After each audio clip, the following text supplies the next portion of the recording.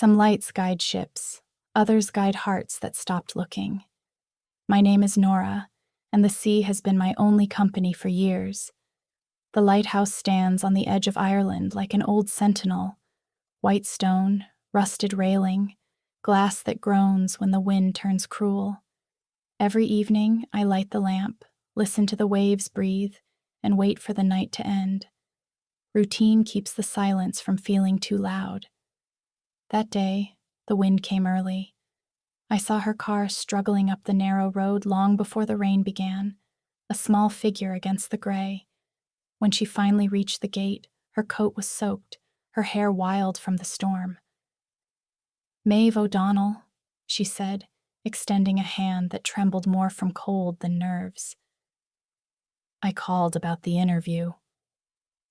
"Not the best weather for questions," I replied. She smiled, her teeth catching the pale light.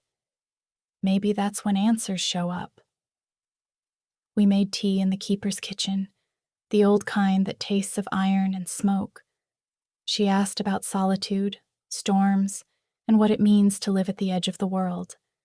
I answered as little as possible. Words felt clumsy beside the sound of rain on the glass. At some point, the power flickered, then died. The only light left came from a single candle on the table.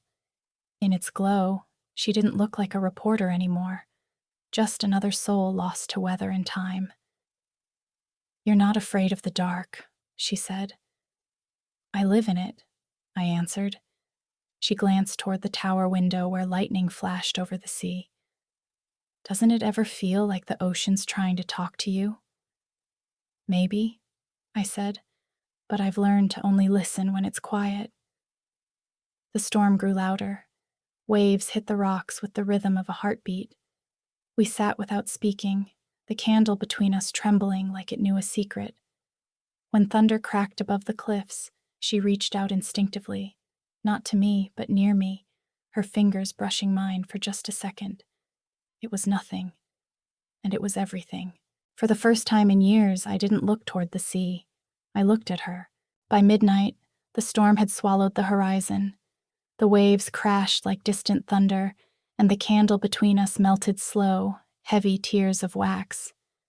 Maeve sat by the window, notebook on her lap, too wet and tired to write. "You can stay in the spare room," I said. "The wind won't let you drive." She smiled faintly. "I'm not sure I want to leave just yet." We listened, to the rain, the walls, the lamp above groaning with every gust. The lighthouse beams swung in long, slow arcs across the room, brushing our faces with light every few seconds, like the heartbeat of the night itself. She asked me about loneliness, but her tone wasn't journalistic anymore. It was quiet, human. "Don't you ever miss the sound of someone else's voice?" she said. "I used to," I answered. Then I realized silence has its own way of talking back. She looked at me like she wanted to ask another question, but didn't. Instead, she moved closer to the lamp, running her fingers along the table. "I think you're braver than you admit," she said softly. "Most people drown long before the sea ever touches them." Something inside me cracked a little, not from pain, but recognition. "I wasn't brave," I said. "I just stayed." Lightning flashed again, lighting her face, her eyes bright but tired. She stood, walked toward the narrow staircase leading to the lantern room. "Show me," she said. "What?" "The light." We climbed in silence. The air smelled of salt and rust, the steps groaning under us. When we reached the top, the glass dome surrounded us. Storm outside, calm within. I turned the wheel, and the great lamp ignited, slicing through the rain. She gasped quietly. "It's beautiful." "It's work," I said. She turned to me. "No, it's devotion." The wind howled, pressing against the glass, but the light didn't waver.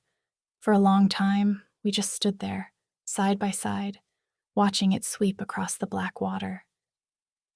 "I think I understand you now," she said finally. No, I whispered. You just see me.